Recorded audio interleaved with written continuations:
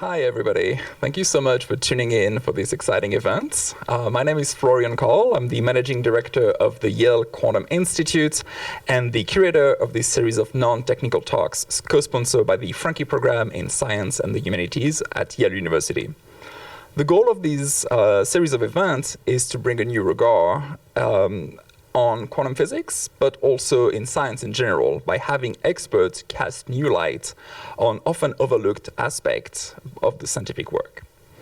This live stream marks the 20th talks in this series that has been running since 2017. And to celebrate, we are taking this series on the road. We are currently in Switzerland, in UptownBasel, at the headquarters of Moth Quantum, a quantum technology company that builds tools and technology for creative and cultural productions with a focus on gaming, music, and visual media. Today, I have the privilege of discussing with James Wootton, the Chief Science Officer of Moth Quantum and pioneer in quantum gaming. I first became aware of his work in 2016 with the quantum puzzle Decodoku, where James crowdsourced solutions by having players contribute to scientific researchers, and then we'll talk a little bit more about the aspect of that game. But many other YQI people knew James Wootton from his work on quantum error correction at IBM and his crucial role in developing Qiskit, and he's one of the co-authors of the Qiskit textbook. Jem receives his PhD from the University of Leeds in physics before joining University of Basel as a postdoc, and then joined IBM Zurich, and recently joined Moth Quantum. So thank you so much for taking the time to being with us today. And so can you tell us a bit more about where we are right now and what is Moth Quantum? Yeah, sure, and thank you for coming. We're currently in the UptownBasel campus, which is intended to be a place for innovation and Industry 4.0. These are the keywords that they put out. But there's a lot of technology companies in here in AI, but also, of course, in quantum.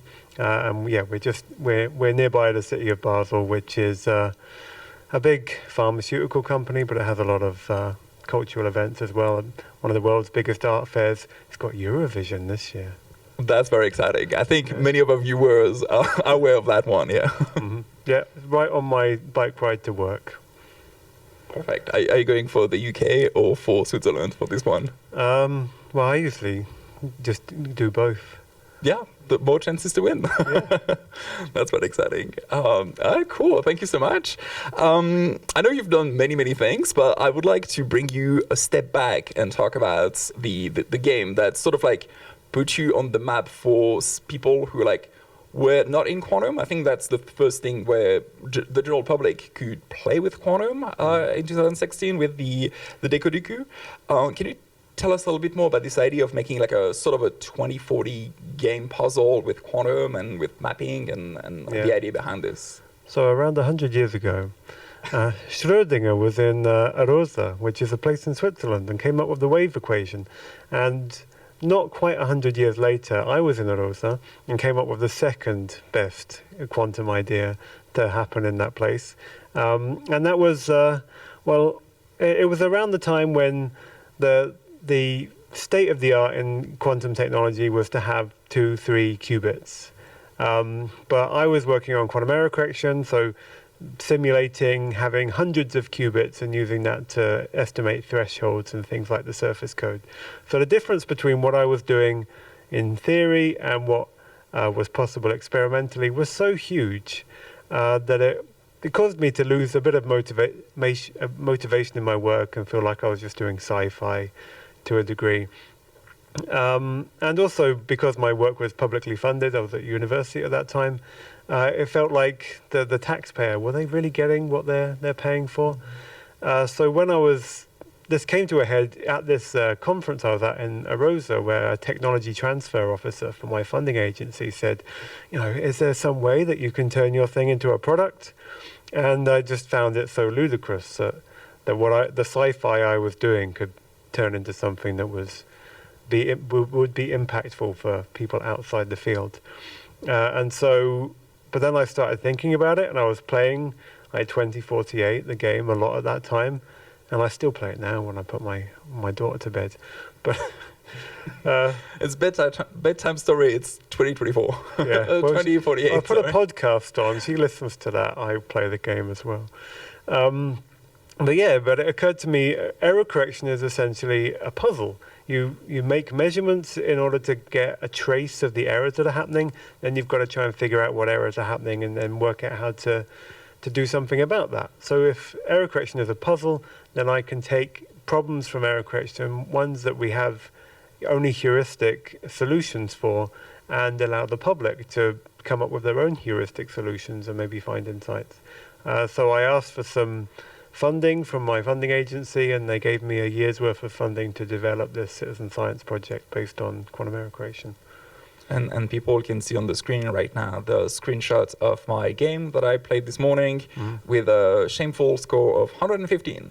You said that we should reach around 200 as a benchmark, and then the goal is to have people like try to beat that, because you want to see the kind of patterns or logic or solution that people playing this game can bring to quantum error correction. Was it sort of the idea? Yeah, so we didn't want to have things in the game that observed what the players were doing, but more encouraged the players to take that sort of leap of science of themselves and think about what they were doing and reflect upon what their method was. Because when you're playing a game, often you are becoming an expert in that world, in what is essentially the laws of physics of that game, the game mechanics of that game, and finding ways to exploit those rules. And so that's what we wanted people to reflect upon and then talk to us about, or maybe they would do it in a YouTube video or whatever, and then we could take what they had told us, and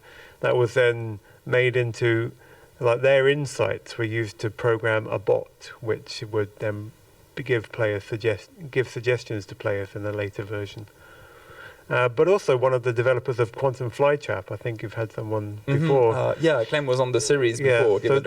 So it wasn't Clem, but someone else who worked on Quantum Flytrap came to Quantum through Decodoku. Okay. Oh, that's pretty exciting. See, it's working. Yeah. That's lovely. And so Decodoku was a puzzle for humans and like telling you things, and then you've also created Quantum Awesomeness, which seem to be not so much for human, but more for hardware and quantum computers, because you sort of play until you cannot play anymore, and then you test that on a machine. Yeah. And so that was in 2018, but you recently, in 2024, wrote a blog post about like the update of like running that on the different hardware. And I think there was a leap between 2018 and 2024 in hardware. Like we've been seeing an incredible amount of increase of number of qubits. The time, the lifetime of a qubit also increased quite a lot. Were you able to see difference in the hardware when you tested the same puzzle on this different type of machines? Yeah, absolutely. So maybe a little word on the origin of that. So because following on from the last thing, it seemed like quantum computing was so far away in 2015, but by 2017, that's when IBM put a device on the cloud. Suddenly, anyone could go and touch it. So while I was in this outreach and game mode, I thought, well, let's see what we can run on quantum computers. And first, they were very basic little rock, paper, scissors type things. But then when I wanted to become more sophisticated, so the idea of combining benchmarking with a game, so that rather than having to look through RB data, which you would do as a scientist, the public can get a bit more of an intuitive understanding of how good a device is, how different devices compare. So it was a puzzle game played on the coupling map, so you can already see how the qubits are coupled and how many qubits there are, but also the way you look at these puzzles is influenced by the noise. And so we have, and one way to analyze how good that was to get a program to play it and see how well it could do. And what we saw was that there's certain signatures in the data that you can see a nice little peak in one of the graphs. And so you can kind of say that that's the peak at which everything starts to go badly. So up to there, the quantum circuit's working fine. Beyond there, it doesn't work very well. And so with the devices of when we ran it in 2018, with the Rigetti devices of that time, the peak was at round 1. And the IBM devices at the time, the peak was at round 2. So pretty much as early as you could get, after you got there, you started going downhill. Whereas with the IBM quantum devices that I ran it on recently, the peak was at round 50, I think. So this actually Quite meant the improvement, yeah. Yeah, this meant circuits with a depth, or a C0 depth of 100 and over 100 qubits. So IBM talks about their 100 by 100 circuits. In some way, we had a 100 by 100 circuit, and it was successfully implementing this benchmark. So it was really impressive to see how the technology had improved over this time. Not when you increase the number of qubits, you expect that everything goes down a little bit, unless you not only just increase the number of qubits, but improve everything else as well. So it's impressive that all of these improvements have been able to be made so that we have much better hardware than we had in 2018. Yeah, it's pretty impressive to see I think a lot of the technology was used of classical computer to improve how fast the transition from the early stages of quantum computing to where we are now have like speed up, basically have a speed run what the classical computers have done from like the IBM mainframe in the 50s to like what they are now. It's very small and working on this thing. And so to keep on the topic of games, one of my favorite game developers is Remedy Entertainment, and they have like a lot of storytelling video games like Control or Alan Wake. But they also had in 2016 a game called Quantum Break, where the character named Tim Breaker, like very, very inspired, can manipulate time. And so there's a lot of game where like quantum technology can be used, or like the concept of quantum technology. And you recently published an article like a few weeks ago in the European Physical Journal of Quantum Technology, where you sort of like wrote with your co-author in Aalto University about defining quantum games. And so you have this model of different type of games and where they land. Can you tell us a little bit more about the outcome of what all of these games do? And like sure. But an important thing to say first is that Laura Pispanen was the main author of that work, so all credit to her. But so what we did was we went through the list of all what people would call quantum games and tried to think, in what way are these quantum games? What were they aiming for? What was the intention? What were they able to achieve? And we settled on kind of a three-dimensional classification of quantum games. One is sort of how much is the quantumness perceivable by the player. One is how much did the game use quantum hardware, and one is, was there any sort of scientific intention behind the game? As one of the extremes, so Decodoku, if you played it, you would not see anything quantum. It was an expression of quantum error correction, but it was presented like it was 2048 or something. That was one that had a scientific purpose, but it didn't have anything visibly quantum. It didn't have any use of quantum hardware.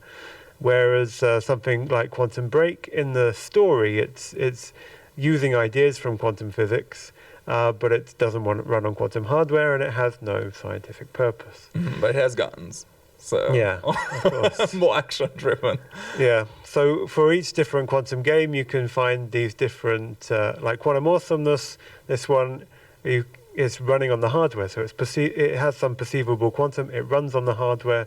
It's about teaching people about quantum, so that it scores on all three. Not that that makes it better, but it's just a way of categorizing what people mean by quantum games. So there are the ones where often when people go to a quantum game jam, which are increasingly common over the last few years, they might make a game inspired by quantum physics, and then so there you might hear something about superposition or entanglement and use that to inspire a game mechanic. Maybe even you use Qiskit to run that little bit of game mechanic. So that's something that has a perceivable dimension and maybe is educational as well.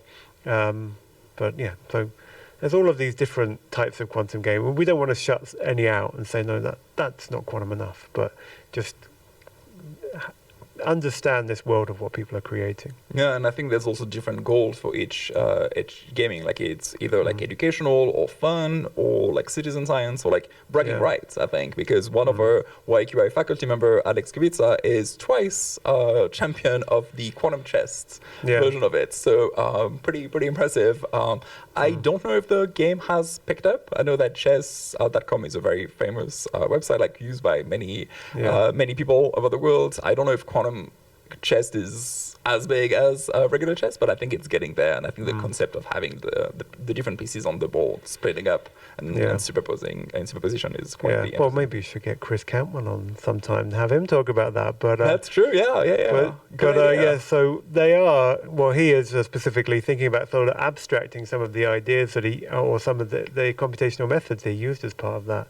And I think he's teaching a course on quantum game mechanics. So, people sometimes you start with a certain game and then you realize the impact it can have, and you try and generalize that. It's a little bit like research. You want to you have an idea, but then if you find something in the way, like you want to leave the research like goes where it wants to be, and then maybe the outcome of the game will be like a very fun thing. And so personally, what is the dimension that interests you the most when you're thinking about like building this thing? Like what is your favorite area to be in your research? What I really like to explore for the last few years is taking the perceivable dimension and setting it to 0.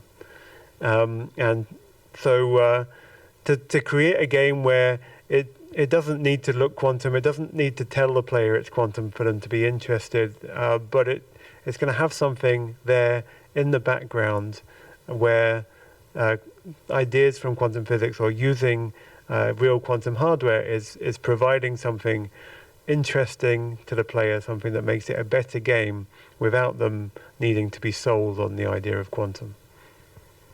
Yeah, that makes sense. I think it's the most elegant way to do it. People enjoy the game and learn about it without being like handheld. Like, this is a quantum thing. So it's very interesting. In the first few years of the history of games, there were a lot of games. There seemed to be an era of what can video games or computer games do for computers, in a sense that people were making games as a way of showcasing the technology or educating about the technology.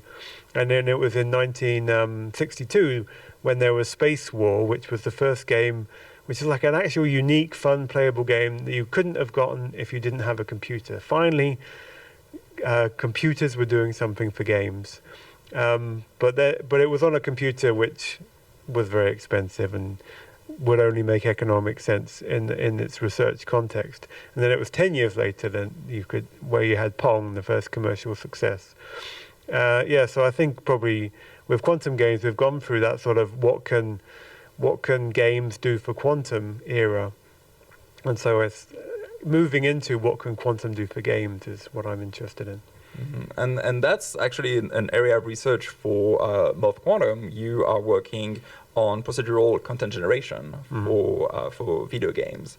And so that's something that we've been seeing in, I've saved some slides, but most of them are in disorder, but like we've been talking about a lot about procedural content generation with No Man's Sky in 2016, which was like almost an endless video game because all of the planets you can discover were completely generated by computers, and then so people were praising this technology advancements, but then realized that what happens is that you just have like weird monster that looks more or less like they have different like horns or different color or different skin or different thing, but at the end of the day it's sort of the same thing. And so do you think using quantum in that concept will help solve this problem? That I know it's referred to like the 1,000 bowl of oatmeal, which is, I think, for people who might not know this expression, is that mathematically you can make very different bowl of oatmeals, and so have different emplacement, different rotation, different organization of the flakes in it,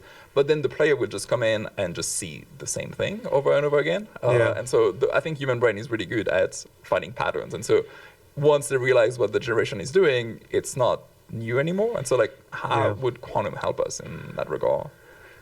So we've got be able to build better generators. So often in a generator, you might be, so if you're making a level for a computer game, then that level needs to be completable. And maybe you're making a hard level or an easy level, or you want a level with Goombas in. You have certain constraints, and then you want to generate within those constraints. So within those constraints, you want to generate something new. So this can be hard to do because ideally you would just want to roll the constraint satisfiability dice where it would randomly give you an outcome that satisfies those constraints, just completely randomly from the entire probability space. But that would involve solving the constraint satisfaction problem. Constraint satisfaction problems and optimization problems are hard. So this is not the way people do it. Often you might say start from a basic outline of a solution which satisfies the constraints and do variations on that. But yeah, as you said, humans are very good at pattern recognition. So as soon as they see a few of these, they'll see, oh yeah, that's just variations on a theme. You want to be able to go bigger. You want to go more varied, but still remain within the constraint satisfiability. So having methods to speed up constraint satisfiability would be awesome for that. And that's one of the things that not just us, but many in industry and academia are looking into quantum computing as a means to speed up those kinds of problems. And you had this quantum island generator that you've been working on for a bit. Can you tell us a bit more about like how because that was still in the early days of quantum devices, like how do you see this going? And tell us a bit more about the context about this. Yeah, so I think what's really nice about procedural generation specifically, but also this creative space more generally, is there are no right answers. It's not like factoring, where you either factor it right or you factor it wrong. And if you want to talk about cryptography, you either are factoring numbers big enough or to be cryptographically relevant, or you're not. So one day, quantum computers will suddenly be useful for that. Before then, they're not useful for that. But in the creative space, like within procedural generation specifically, you have many different kinds of computational tasks that you could do. One of them is related to constraint satisfaction, but also there are noise functions. There's this thing called Perlin noise that got an Oscar in the 80s, I think, for what it contributed to Tron. And that's just generating these noise functions that can be used to generate textures to make a CGI generated person look a bit less plasticky or so on. And they can also be used for terrain generation. So what I wanted to do was take one of the simplest things from the early history of procedural generation and find a quantum version of that, and then we can build up. So this island generation was just very simple, using quantum interference effects as a generator of interesting textures that we could then use in the same way that one might use Perlin noise. Mm-hmm. Yeah, that's pretty exciting. And then for people online, if you have any question about gaming or quantum gaming, feel free to use the Q&A feature, and then we'll answer this question as they come. And so gaming is not the only thing that Moth Quantum is doing. You do a lot about music as well. I know that you have a lot of tools that you're developing, and you and your team. And we might even have people working at Moth Quantum, which are familiar to the YQI people. Spencer Topol, who was our second artist in residence, is now the science technology officer at Moth Quantum, working with you. And with us, he made the album Quantum Sounds using the quantum superconducting devices in our labs at Yale to use them as physical synthesizer in 2019. And so currently, you have multiple projects and patches, and so we'll put them on the screen for the people at home. And then there's also QR codes there, so if you want to try them out as after we talk about them, feel free to scan them over there. And so one of the projects of the project is Actias, which is currently in beta. It's basically a quantum synthesizer and a sound controller, right? Working on this. Mm-hmm. And then the other one is Quantum Audio, a Python module to encode and decode audio signal as a quantum state. Can you tell us about the creation behind these tools? Yeah, so well, it's not just me been doing quantum games, but it's also I know. There's a full team behind not you. just like, me on this thing. doing quantum creative things. So I just in parallel to my experimentations in games, Professor Eduardo Miranda at the University of Plymouth has been looking into Also a quantum very familiar music. figure of us at QI. Yeah, so he's been really pioneering that, and it comes out of his group. So he's a scientific advisor to Moth, and he's got a couple of PhD students who are also working for Moth at the moment. So we are building upon his previous work, and also taking some of the research that was done there and turning it into products. So some of them are at the more simple and educational side. So Actius is essentially you take the 3 axes of a Bloch sphere and plug them into a synthesizer so you can manipulate a Bloch sphere, and interesting things happen to your sound. It's an interesting and more visual and more intuitive way for people to start playing with the idea of quantum, and so they can put down some quantum gates, see what effect they have. And the quantum audio is looking at, well, there's been a few papers by various groups thinking about how do you encode audio into quantum states, or how do you also encode images into quantum states, because this could be useful for using quantum computers for image processing, or I guess some people also think of it, if you want to do quantum machine learning on image data or music data, you need an encoding. So they collected up all of the encodings and implemented them in the Python package, and so that's there for anyone to go and play with at the moment. Yeah, that's pretty cool, and we encourage you to do so. There's a lot of fun things, and you've been really active in publication recently. Like almost last month, we were talking about Eduardo Miranda in one of the books that he's the editor of. You talk about the usefulness of quantum blur in music. It's co-published with Marcel Pfeiffer. Pfeiffer. Thank you. I need to practice my German and Swiss German, maybe. And so, can you talk about the research behind this? Because I think what people expect from quantum music is a lot of white noise and industrial, electronic, like experimental music. Yeah. What are the findings of that research we've been doing? Because it's recently published, but it's been something you've been doing for a very long time, with a lot of like conferences and events and building on the research on that. So should we use it? Is it useful? I guess that's the question. Should you use quantum blur in music? I think maybe the conclusion of that paper was don't use quantum blur. Use some stuff Eduardo's come up with. Much better. But also in that paper we look at using it for art. But on the sort of topic of where that paper came from, it was in a book which is essentially comes out of a conference. So it's in some ways a proceedings to a conference. There's been this conference on quantum music for a few years now. That was the second iteration. There's a third version going to be this year in Palermo at the end of the year. So if anyone's interested in quantum music, they might want to check that out. It's called ISQ CMC.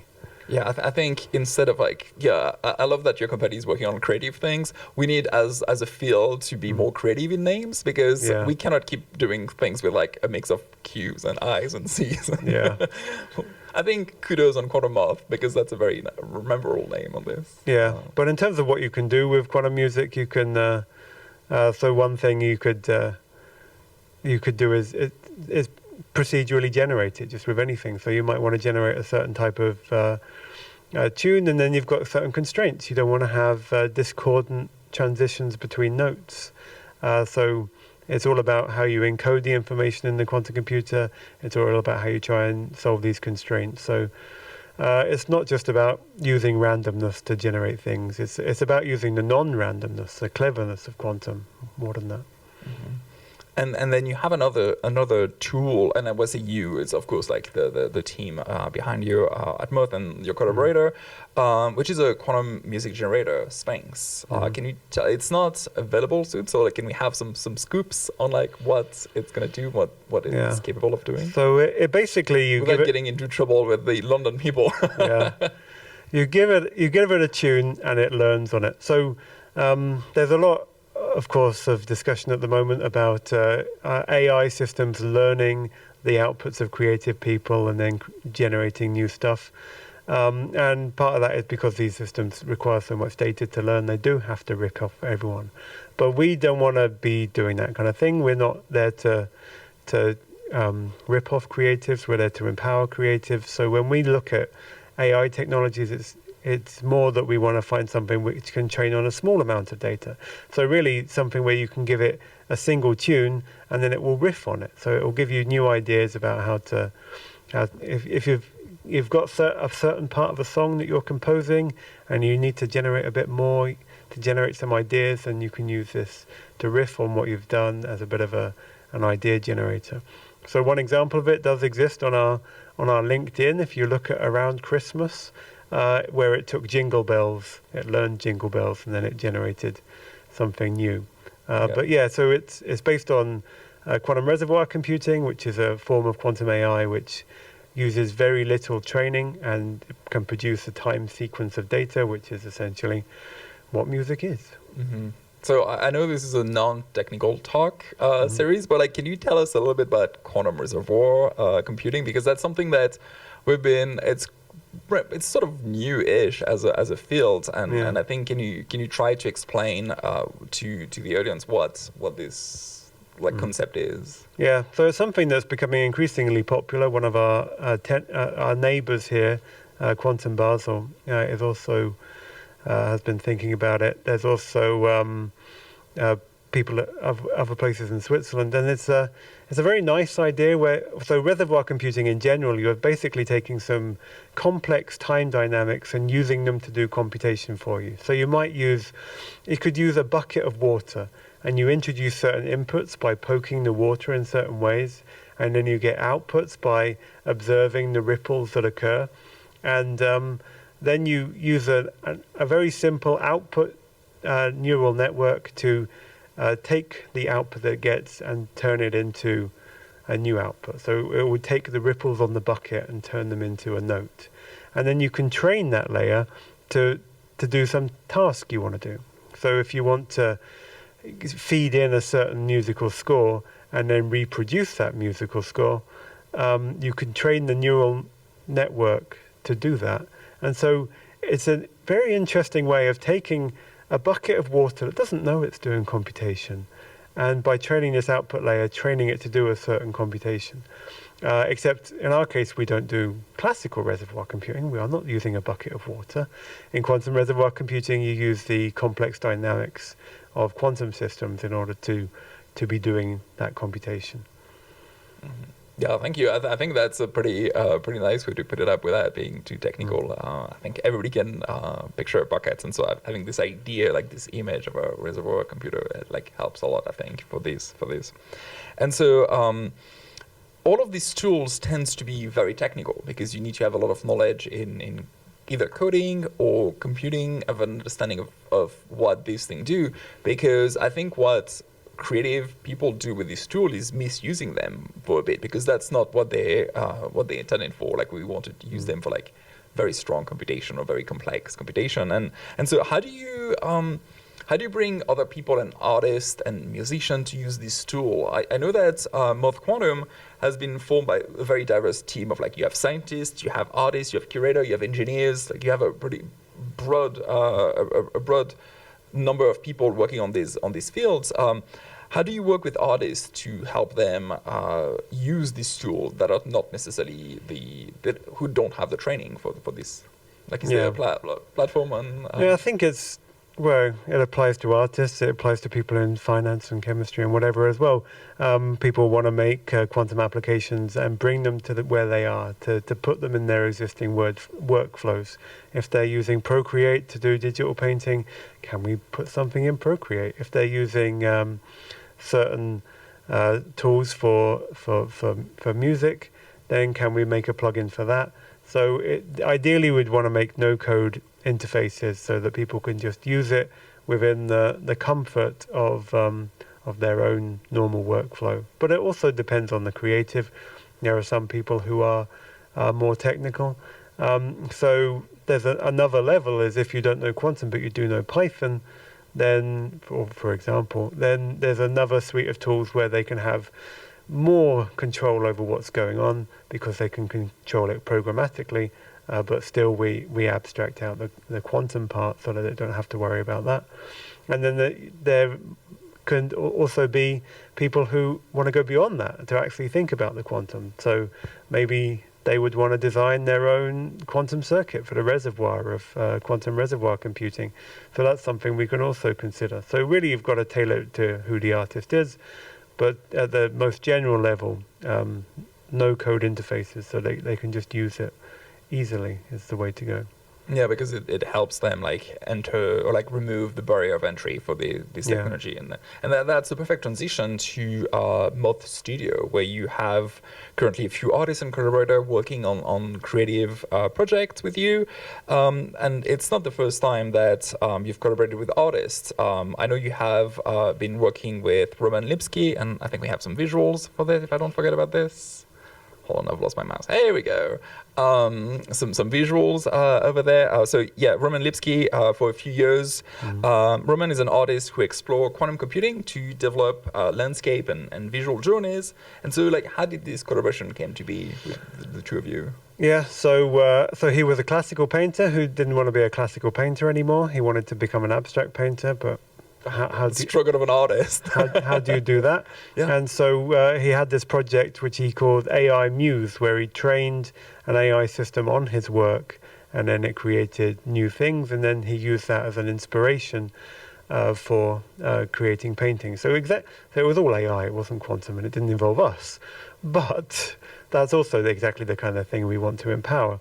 But then he went to an event and met one of my colleagues, Stefan Schneider, the IBM at that time, and invited him to come and see the wonderful world of quantum.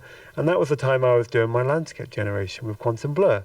So when it came to what shall I show this artist who's just turned up, it's like, oh look, I can make an island out of quantum interference effects. And he was very interested in it. And then that sparked this collaboration where which still exists. He still uses it as a tool and is finding ever new and interesting ways to apply quantum blur in his art, mostly via the medium of the game engine Unity. Which has been, like, I think, a staple for many of the games that have been mentioned since the beginning of this conversation we had. I think that's most of the engine been used on Unity. And then you also have another artist, Ila, who's an artist, producer, creative director, and they have done a lot of acclaimed work, and they're now composing with the Moth Quantum synth, which I think is Synth. Are they using this this generation? So it's Sphinx that they're using. So it's not openly available, but they get. Oh, this is the beauty of working with Moth Quantum. And so. What is going to be the outcome of that collaboration? Do you know what's in the future for us to discover? Yeah, so we've worked with Ila a lot on previous projects and previous events, and so this is the current version where we are testing out this idea we have that quantum reservoir computing is a good tool to give to artists and to allow them to compose new music and to get new ideas. So they've currently got access to Sphinx, and they're going to be using it to create some new music. And so hopefully, in the not too distant future, that music will be able to be listened to by the general public. Oh, that's very exciting. So we'll keep an eye or an ear for that when that come out. And so the collaboration you have, you and Moth, with all this like network of artists, whether it's just like a one-on-one collaboration or people through the Moth Studio, is something that I'm very interested in because we also at YQI have an artist in residence program. We currently have our fourth artist in residence, Serena Scampanini, working with us on visual representation of the quantum state of light. And so that's something that I find people have an incredible appetite for quantum and art or quantum and creative endeavor. Like we've showed some some work in New Haven, New York, Dublin, Barcelona, London, and people all over the world are like very interested. And I think you've seen something similar with the Moth Quantum events held in Europe. The main goal for our program is educational purposes. We are a university, and that's something that we do for like basically to encourage new students to take on like Quantum 101 or like physics or STEM, and like encourage them to do that, because we don't want people to self-select out of STEM if they don't want to because of external reason. But Moth has a slightly different goal with this, because as a company, you're more about building the tools and building the infrastructure around this. And so can you tell us a bit more about the future of where the company's headed on the different projects? So like, are you trying to develop more tools or expanding on different avenues? So yeah, it's about creating tools that are useful for artists in their creative endeavors. And I think the strategy we take is going to be different depending on the different eras of quantum computing. So in the past, there was what I call the era of emulation, where you can create some quantum software that you can't really run on a quantum computer. So if you make a quantum game which uses 2-qubit entanglement as part of the game mechanic, and you have to run that every frame, sure, you can use Qiskit, so arguably it's quantum software, but you can never run that on a quantum computer, because if you're calling a quantum computer every frame, it's not going to work.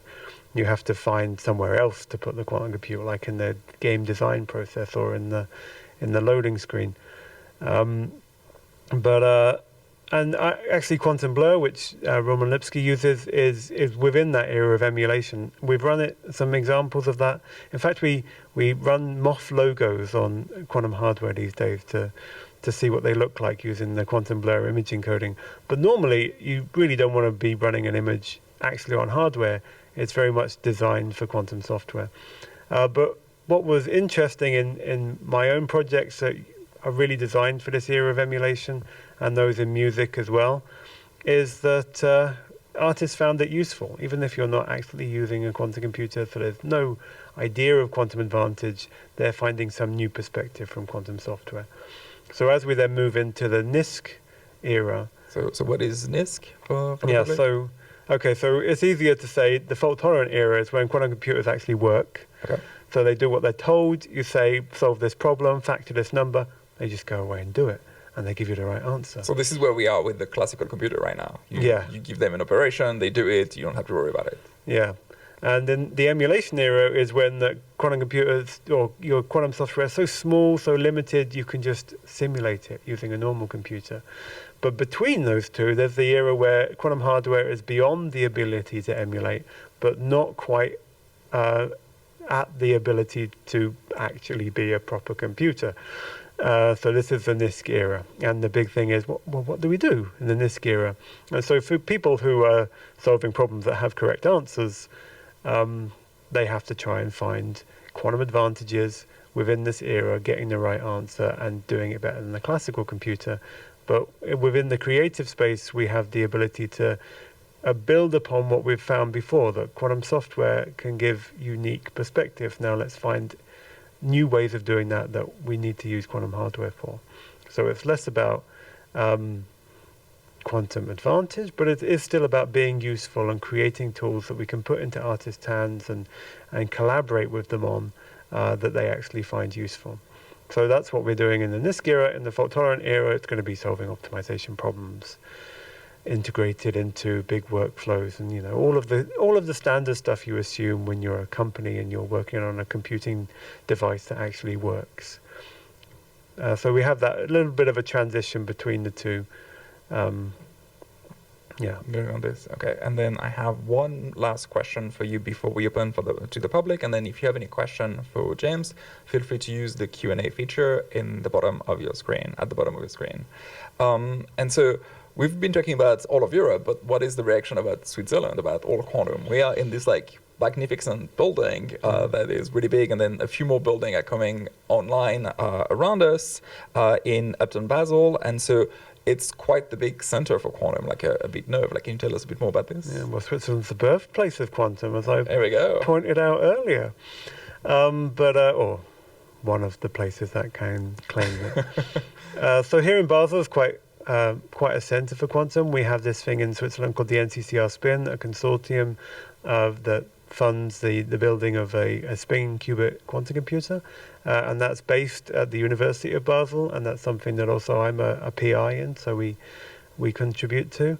But there's also lots of other groups, like Andreas Wallraff's group in superconducting qubit in Zurich, which was the first group to have put out a distance-free surface code, so a huge step forward in the surface code. So Switzerland is a great place for quantum, I think, and and that's something that this project, this campus here, aims to capitalize on and bring more people in. There's us, there's Quantum Basel, there's Chi Ventures, which is a startup incubator. I think if anyone's wanting to start a startup out there, they've missed the deadline for this year, but that's keep it in mind for next year. And that's one of the questions we have in the chat is like, what other recommendation you would have for somebody interested in like dipping a toe in quantum music or quantum creation? How do we start? Like, if you don't have any advice, I guess going into the different conferences that come in or like tuning in will be one way. But well, if someone's talking about getting into quantum games, then my advice is always make a game. Just go sign up to a game jam, have a go. But always, I would say, don't just do a Hadamard and then measure and use it as a random number generator. That's not the beauty of quantum. It's not the randomness. It's the power beyond the randomness. Also, don't go beyond 2 qubits. There's so much you can explore in terms of game mechanics with just 2 qubits, and that's a good place to start. With music, you could similarly look at 2 qubit effects as an inspiration.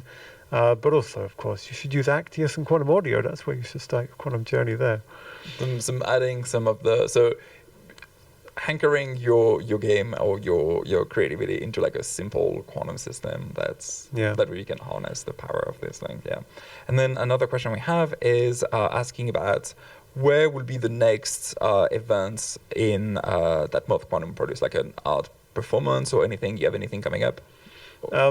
Well, I'm not really the one to ask. On this thing, far enough. Well, should ask me what the paper is. I've got a paper deadline next month. Here we go. Yeah, but there are certainly things coming up. Check out our website for more information, mothquantum.com. We don't so much organize events at the moment, but we support events, so we're always there. If anyone needs anything creative in the International Year of Quantum, then they can drop us a line and see if we can have anything. All right, yeah, we can contribute. I think 2025 is the perfect year to start your quantum journey with this like International Year of Quantum that just was launched a few days ago at the UNESCO headquarters in Paris. And so I think this is the perfect time, because the idea, I think, is not to, like, it doesn't have to be quantum to be interesting. I think it's the journey that we're going on, because I think all of the tools that you showcased during this talk is something that we've helped go beyond, I think, in the creative. Like, it's one more tool. I think the same way that people might criticize AI, saying like, oh, it's computer generated. It's probably the same thing that was happening to electronic music back in the days. People feel like it's not really art because it's generated by a computer. And so I think that we might have the same thing, since quantum technology is at the infancy. Using it for quantum creativity could be a fun way to start on that. And also always keeping the artist in the middle. We don't do the rip. We're not using quantum computers to rip people off. We're using it to empower people. Mm-hmm. Yeah, that's what's on this. Is there any other things you would like to share with the public? We've run out. I think we are almost at time. But if you have any last thoughts about what people should do, or anything else, or maybe an excuse to move to Switzerland. So if you want to come over, even there's a professor job at the university at the moment, so even any level people can come over. Really we see ourselves as transitioning now from the era of emulation into the era of NISQ. Sphinx exists at the border of these two. You can run it on a simulator, you can run it on real hardware, and it's kind of like the quantum space war.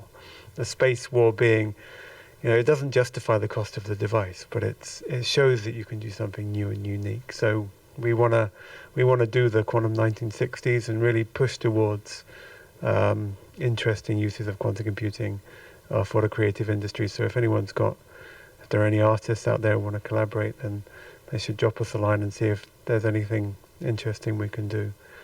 Oh, perfect. Well, you've heard it here. If you want to be involved, feel free to reach out to Moth Quantum or to anybody. I think there's a lot of people doing this kind of creative, like it's bubbling. It's a very active field of research.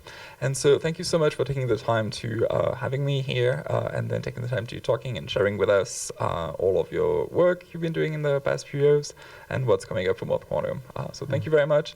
And for people in New Haven, our next event will be at the planetarium on March 26th. We will switch gear from quantum to poetry, visual poetry with Monica Hong. We'll do stargazing and poetry with poetry in the planetarium. So feel free to check on our website for more information. James, thank you again, and thank you so much for all of the help we got here. That was been really appreciated. Thank you very much. Thank you all for tuning in, and we'll see you next time.